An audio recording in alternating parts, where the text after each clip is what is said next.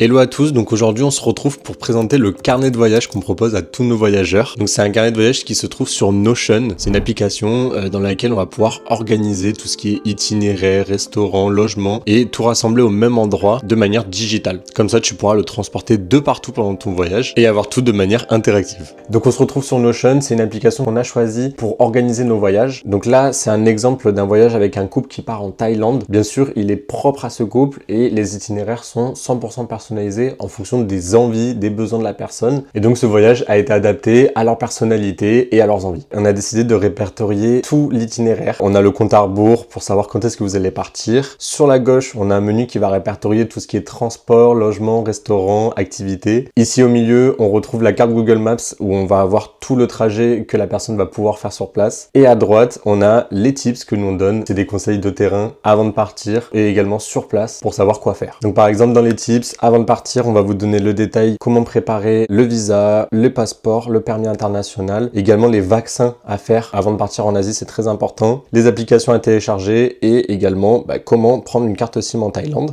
Ça peut être sur n'importe quel pays, bien sûr, si vous décidez d'aller en Indonésie, ce sera exactement la même chose. Ensuite, on a quelques conseils pour les bagages, parce que beaucoup de gens ne savent pas trop quoi prendre comme affaire, donc on vous aide à donner des indications par rapport à ça. Et vous allez pouvoir également avoir des liens pour trouver toutes les choses qui sont indispensables avant de partir. Et enfin, sur place, le plus important, ce sont des conseils pratiques, que ce soit pour négocier, apprendre à parler le minimum de la langue locale. Et enfin, on retrouve sur place tous les conseils qu'il faut faire et ne pas faire, parce que c'est très important de savoir comment se comporter dans chaque pays. On a donné également des conseils par rapport à comment négocier sur place, avec les taxis, les scooters, et également que ce soit pour acheter des souvenirs. Ça peut être super intéressant. Ensuite, on peut retrouver donc toutes les cartes Google Maps qui sont en fonction de chaque destination, parce que sur un itinéraire, par exemple, de 2 semaines ou 3 semaines, vous allez pouvoir aller à 3 ou 4 endroits. Donc on a décidé de répertorier toutes les cartes Google Maps sur lesquelles vous allez trouver les restaurants, les lieux, les hôtels, etc. Comme ça permet de s'y retrouver plus facilement. Et donc bien sûr, ces cartes Google Maps sont faites sur mesure, adaptées à ce que la personne nous a dit qu'elle aimait faire, quoi manger, etc. Et enfin, le plus important, ça va être l'itinéraire de voyage qui va être détaillé jour par jour. Et donc ici, on a le détail de ce qu'il faut faire pour chaque jour. Comme ça, tu peux retrouver les logements à réserver, les transports et également chaque activité et la liste des meilleurs restaurants qu'on a testés sur place en fonction de tes goûts, parce que tu peux avoir des restaurants qui vont être internationaux, japonais, thaï, etc.